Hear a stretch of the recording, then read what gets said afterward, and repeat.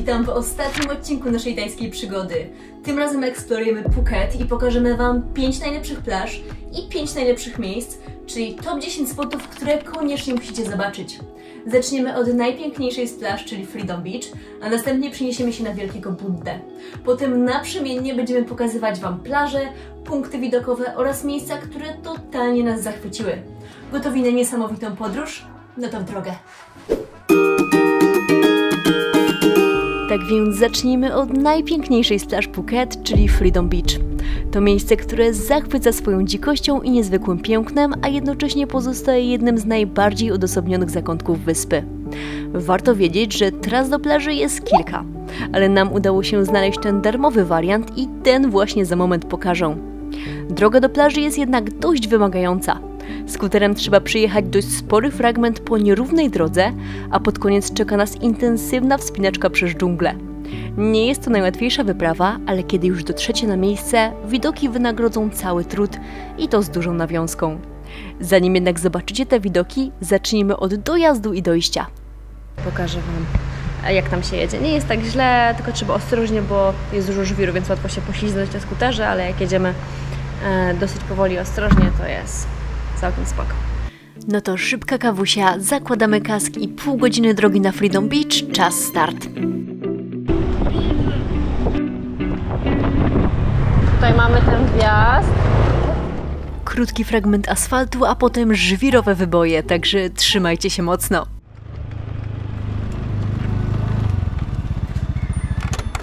Tutaj po lewej stronie mamy wejście. Piszą, że 450 metrów, absolutnie według nas minimum z 800, bo idzie się długo, serio. Koguty drą japę. To jest lina z boku już. Teraz będzie stromiej, mamy sobie korzystać, bo jak idziecie w klaperonach, tak jak ja właśnie, no to można szlifa tutaj wywinąć. Uwaga, idzie łamaga. No, droga dla żadnych przygód, ale dotarliśmy. My mamy prawie private beach, jest przepięknie, całkowicie niebieskie niebo. Dzisiaj zajmujemy drugą stronę plaży, zobaczcie. Freedom Beach to prawdziwy raj. Biały, miękki piasek, turkusowa woda, a wokół bujna roślinność. Spędziliśmy tam mnóstwo czasu, nurkując w krystalicznie czystej wodzie, podziwiając kolorowe ryby i ciesząc się beztroskimi chwilami. Zdecydowanie jedno z najpiękniejszych miejsc na Phuket, które warto dodać do swojej listy. A jeśli dorzucimy do tego kamienie przypominające te z Seszeli, no bo spójrzcie sami, oraz momenty, kiedy plaża jest prawie pusta, bo wybraliście się tam z samego rana, to mamy obraz dnia idealnego. Zobaczcie moje ujęcia z drona. Nie sposób nie zakochać się w tym miejscu.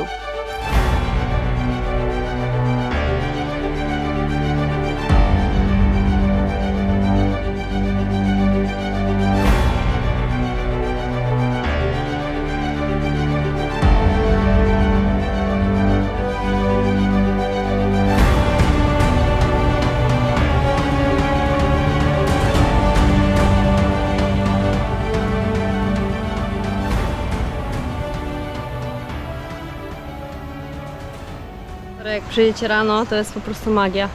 Nie ma jeszcze żadnych łodzi praktycznie, mało ludzi i tutaj właśnie po prawej stronie jest po prostu przepięknie. Pogoda jest dzisiaj fantastyczna. Takie niebo. I zaraz idę na ten snork spot zobaczyć, czy coś tam ciekawego jest. No dobra, a teraz czas na trochę chwil spędzonych w wodzie, czyli to, co lubimy najbardziej. Idziemy na snorka.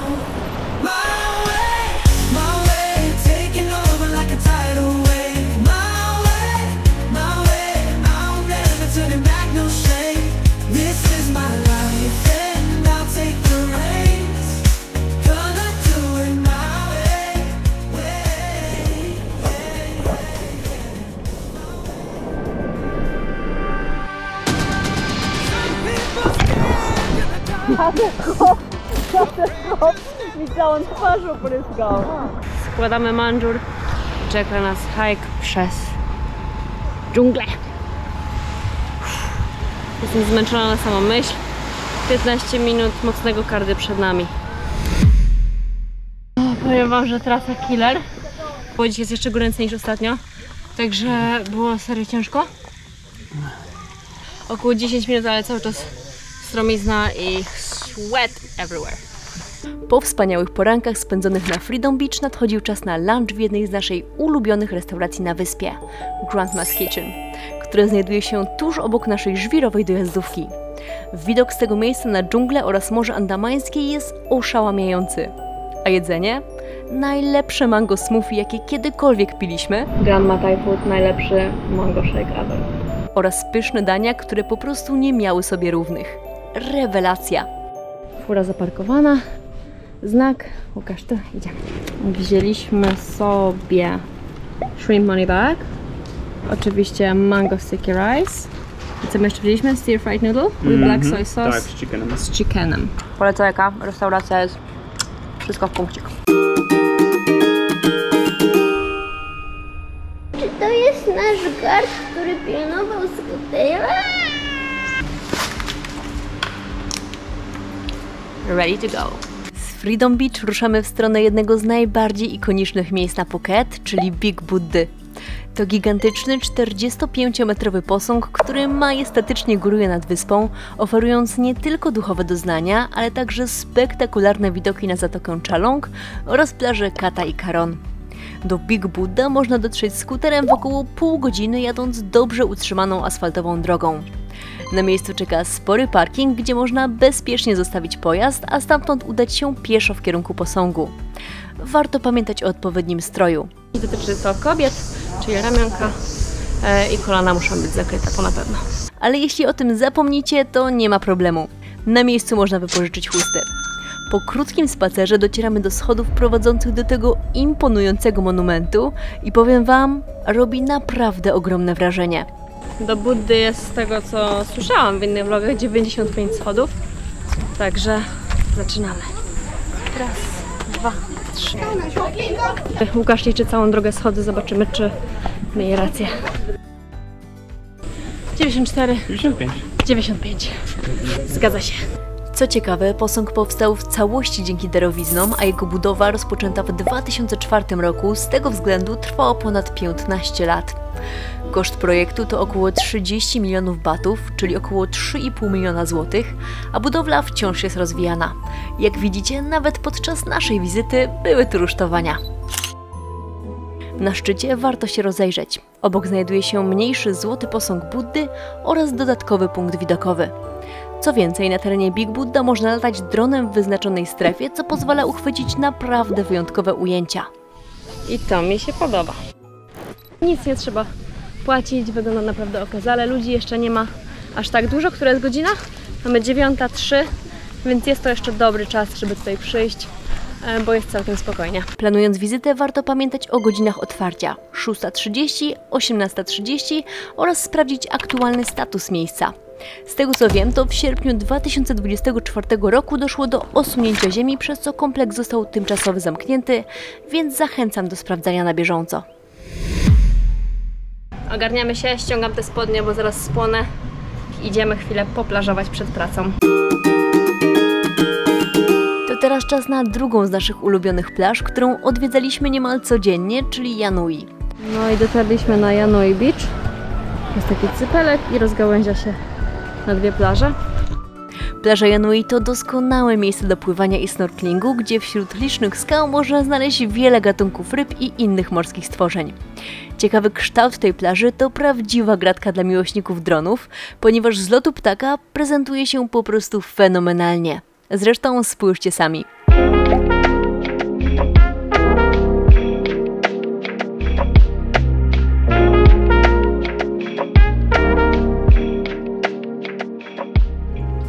Poza plażowaniem czekają tu na Was kajaki, dzięki którym można popłynąć na pobliską wyspę. No to w sumie skoczmy teraz na taką szybką kajakową wyprawę, gdzie powiem Wam co, jak i za ile. Wróćmy zatem do tego dnia. No i dotarliśmy na naszą piękną plażę Yanui. I tu widzę, że chłopaki już z tyłu noszą kajaki, więc zaraz chwilę się ogarniemy i lecimy płynąć na tamtą wyspę, co Wam pokazywałam. Antykradzieżowy system, jakby złodziej chciał, to wszystko naraz zgarnia i hyc. Skubana. Kajaczek 100 za osobę, więc dajemy 200 i zapłać pani. Według pani 5 minut do wyspy i 40 naokoło, więc zobaczymy, czy ma rację. Bierzemy kajak i let's go!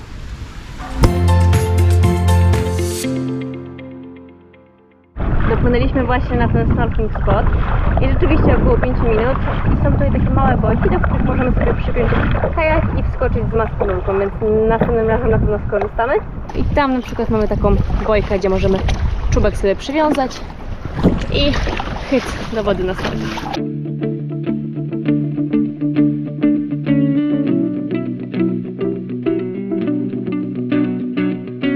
Wszędzie tutaj są te... Wszędzie tutaj są te różowe meduzy. To jest chyba największe. Szczerze mówiąc nie wiem, czy mają parzydełka, ale tu jest po prostu ich morze. Więc jeżeli mają i wpadniemy, to...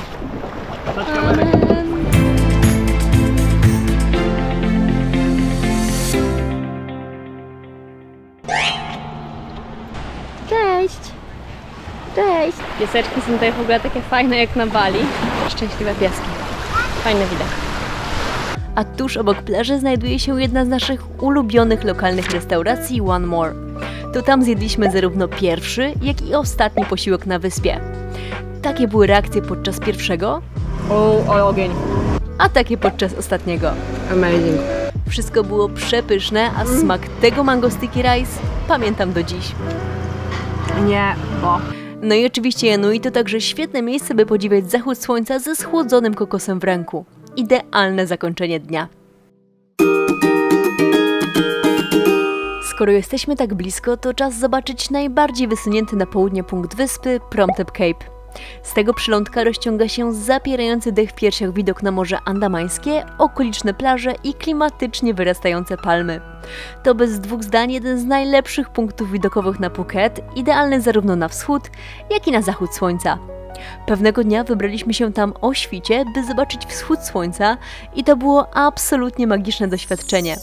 Niebo stopniowo zmieniało barwy, a widok był po prostu oszałamiający.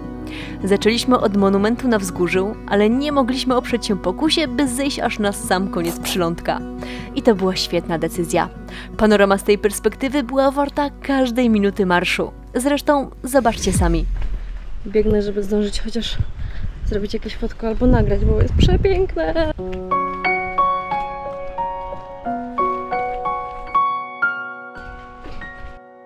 Ale pięknie. Teraz muszę uważać, żeby się tutaj nie zabić. Jeszcze Łukasz mnie straszy, rzuca kamieniami, żeby mi się wydawało, że to są węże. Prawie jesteśmy. Dokładnie. No i jesteśmy na końcu.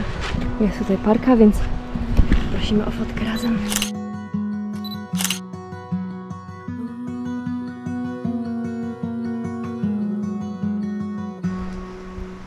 Troszeczkę ponagrywałam. Bardzo fajna miejscówka. Teraz 3:35. Obalimy sobie tego pysznego Red Bullka. Cheers. Dotarliśmy na początek. Powiem wam, że pomimo że oboje ćwiczymy dużo, to się zmachaliśmy na maksa. Długi jest ten dystans tam na koniec. Plus teraz cały czas pod górę spinaczka między kamieniami, także exhausting, co nie? No. Łyń i lecimy dalej. No dobra, to teraz jadąc z Promthep Cape i mijając plażą Janui, trafiamy na Naiharn Beach. A za sekundę wbijamy na pierwszą plażę. Ta położona zaledwie kilometr od naszego apartamentu plaża to jedna z najpiękniejszych i najspokojniejszych plaż na południu Phuket.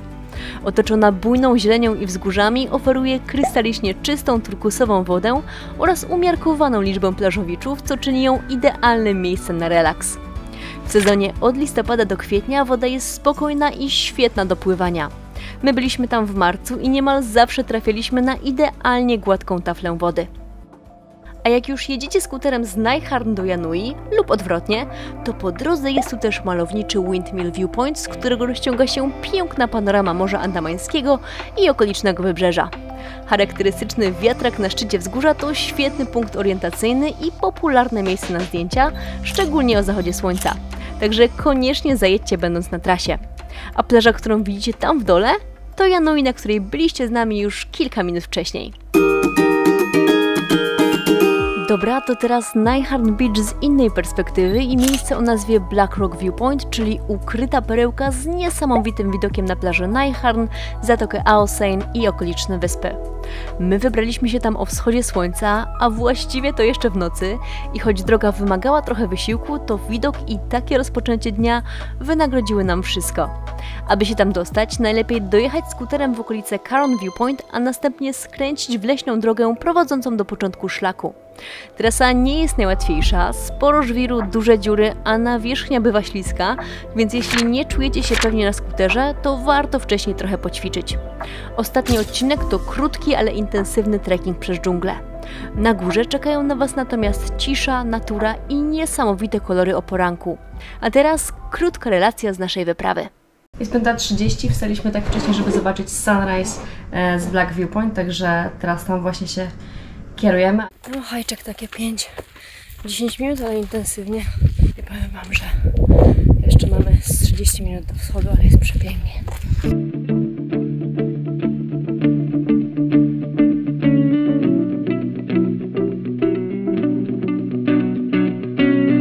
Teraz pokażę Wam parę ujęć, jaką trasą się tutaj idzie.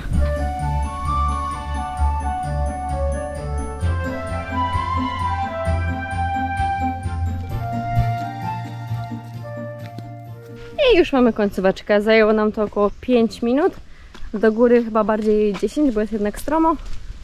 I ogólnie, żebyście wiedzieli, tutaj zaparkowaliśmy skuter, czyli jak jedziecie, to po prawej parkujecie skuter i tutaj po lewo jest wejście właśnie na tą drogę.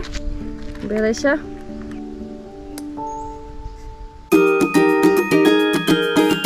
Innym świetnym punktem widokowym, oddalonym dosłownie rzut beretem od Black Rock Viewpoint, jest Caron Viewpoint.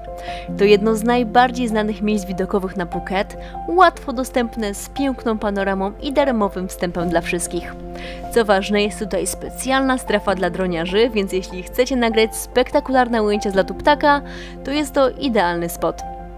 Caron Viewpoint leży przy głównej drodze na trasie między plażami Katanoi i Naiharn, a dojazd to czysta przyjemność. Gładki asfalt, zielone wzgórza dookoła i kręta trasa, ale w ten przyjemny, malowniczy sposób. Z Caron Viewpoint możecie podziwiać aż 3 plaże naraz: Katanoi, Kata i Caron. Ten charakterystyczny układ zatok sprawia, że to jedno z najczęściej fotografowanych miejsc na całej wyspie. To świetny przystanek w drodze na plażę zachodniej części wyspy i idealne miejsce, by zatrzymać się na chwilę, zrobić kilka zdjęć i ruszyć dalej w stronę słońca i rajskich plaż. A teraz mini relacja z naszych odwiedzin. Znak, jakbyście chcieli przeczytać. Caron Viewpoint. I oto strefa droniarza, czyli moja. No to 3, 2, 1.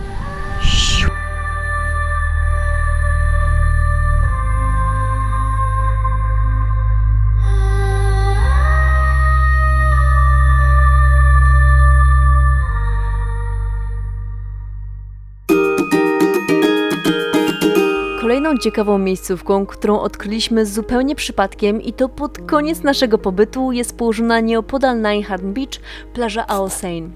Około 800-900 metrów od plaży Naiharn, skuter zaparkowany. Żywej duszy nie widzimy, jest znak. Jest czysto, nie ma ludzi. Woda wygląda obiecująco, także ubieramy się i zaraz, właściwie rozbieramy się i zaraz lecimy na snorka. Okazała się ona najlepszym miejscem do snorklingu na wyspie, z doskonałą widocznością, obfitością koralowców oraz największą ilością ryb, jaką tu spotkaliśmy. To mała kameralna plaża ukryta wśród skał i zieleni, do której prowadzi wąska dróżka zaczynająca się po prawej stronie plaży Naiharn. To jedno z tych miejsc, które nie przyciąga tłumów, więc można tu znaleźć spokój i cieszyć się naturą. Dzięki skalistemu dnu i licznym koralowcom snorkling jest tu na najwyższym poziomie. Widzieliśmy mnóstwo kolorowych ryb i znacznie więcej zdrowego koralowca niż w innych spotach na wyspie. Ale był pieseczek. W dodatku nie ma ludzi i co najważniejsze, nie było właściwie meduz. Widzieliśmy jakieś 2 takie nieżywe, które rybki sobie jadły, ale tak to było czysto. Wstawaj i idziemy coś sobie kupić, mam nadzieję, do Katy i na lunch.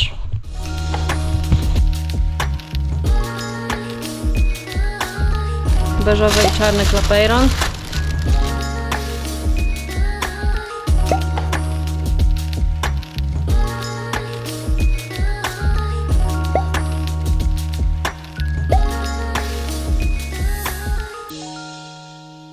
Pikantny lunchik zjedzony i zakupy też udane. Kupiliśmy tak jak chcieliśmy sobie klapeczki, Łukasz czarne, ja beżowe. I udało mi się też złowić koszleczki, Bulls i Lakers. Pan na początek powiedział 550 za jedną, zeszliśmy do 700 baht za 2 sztuki, także chyba zrobiłam całkiem niezły deal. Wyglądają super, mam Bulls, mam Lakers. No i będąc na wyspie Phuket, dziwnie byłoby nie odwiedzić miasta Phuket, więc jeśli pozwolicie, to teraz zabierzemy Was na szybką wycieczkę do tego klimatycznego miasteczka. Old Town Phuket to miejsce pełne uroku, z kolorowymi budynkami w stylu sino-portugalskim, które nadają mu wyjątkowy charakter. Spacerując uliczkami można natknąć się na mnóstwo fotogenicznych miejsc, jak chociażby ten błękitny budynek, który pojawił się w kilku scenach z filmu The Beach z Leonardo DiCaprio.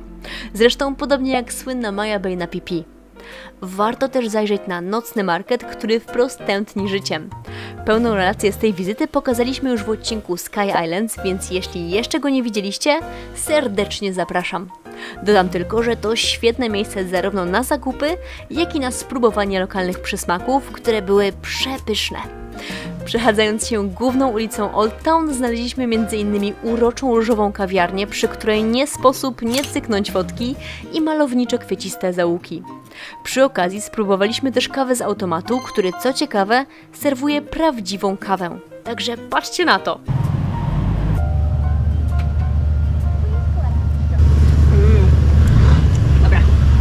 Idąc dalej, podziwialiśmy pobliskie świątynie, które były przepiękne, a potem wracając skuterem zahaczyliśmy jeszcze o lokalny fruit market, po czym w domu mieliśmy okazję spróbować świeżych, egzotycznych owoców.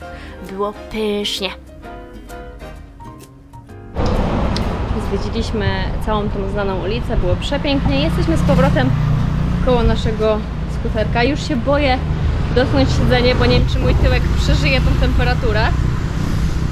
O nie! Łukasz, nie wiem, musimy coś wymyślić, przesada. Czas wsiąść na ten wrzący, wręcz gorącym skuter. Wish us luck. Let's go!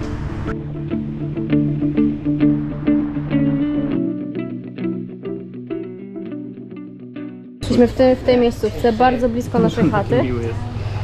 Miła obsługa i bardzo fajne ceny tutaj mamy. Idziemy po red curry i jaką zupę? Tomka. Ale dobry, nie? Chyba najlepszy. Mamy curry i mamy tomka zupę. Przepyszna. Gorąca, ale przepyszna.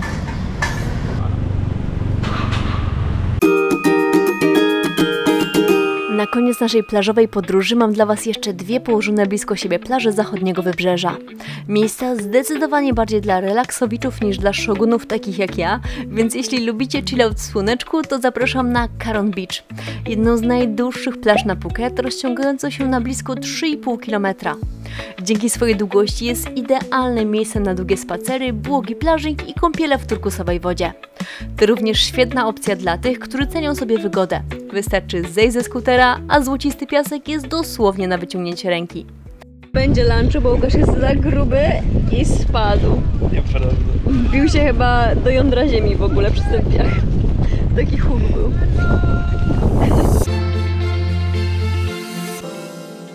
Zaparkowaliśmy tuż przed plażą, lodzik za 10 batów ze sklepu zgarnięty i idziemy na plażę Katanoi. Zaledwie 3 km na południe znajduje się natomiast znacznie mniejsza i bardziej kameralna Katanoi Beach. Otoczona zielonymi wzgórzami oferuje zaciszną atmosferę i idealne warunki do relaksu w otoczeniu natury. Jeśli szukacie miejsca bez tłumów, z pięknymi widokami i spokojnym klimatem po zachodniej stronie wyspy, to właśnie tutaj warto się zatrzymać.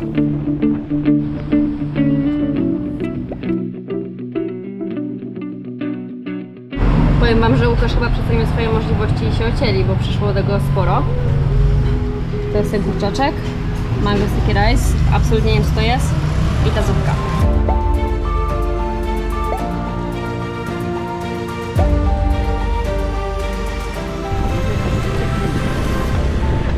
I teraz cały ten mandżur muszę spakować w 2 torby. Zobaczcie na to. Na pocieszenie, że trzeba spakować milion rzeczy. Mamy jeszcze ostatni kokos, ostatni mango smoothie. Ostatni raz sobie wyjrzymy przez balkon i łykniemy smoothie. Tego smaku będzie mi brakować. So good. Cheers. No dobra, nasz prawie miesiąc na tej pięknej wyspie dobiega końca, więc pakujemy się, żegnamy z naszym wspaniałym apartamentem i okolicą Najharn, a potem ruszamy na lotnisko. Mam nadzieję, że film Wam się podobał, zostawiliście lajka i znaleźliście tu garść informacji do planowania własnej podróży. Jeżeli macie jakieś pytania, zostawcie proszę w komentarzu. Chętnie odpowiem. Będąc na Phuket, pamiętajcie też, że warto zaplanować wycieczki na pobliskie wyspy. Ja gorąco zachęcam do wypraw na Similany, Coral i Raya Islands, James Bond Island, Kai Islands oraz cudowne Phi Phi. To naprawdę niezapomniane miejsca, które musicie zobaczyć. Relacje z wszystkich tych wycieczek znajdziecie w moich poprzednich filmikach, więc jeśli jeszcze ich nie widzieliście, zapraszam do nadrobienia zaległości. Na pewno będzie warto. Tymczasem dzięki za wytrwanie do końca i do zobaczenia już niedługo.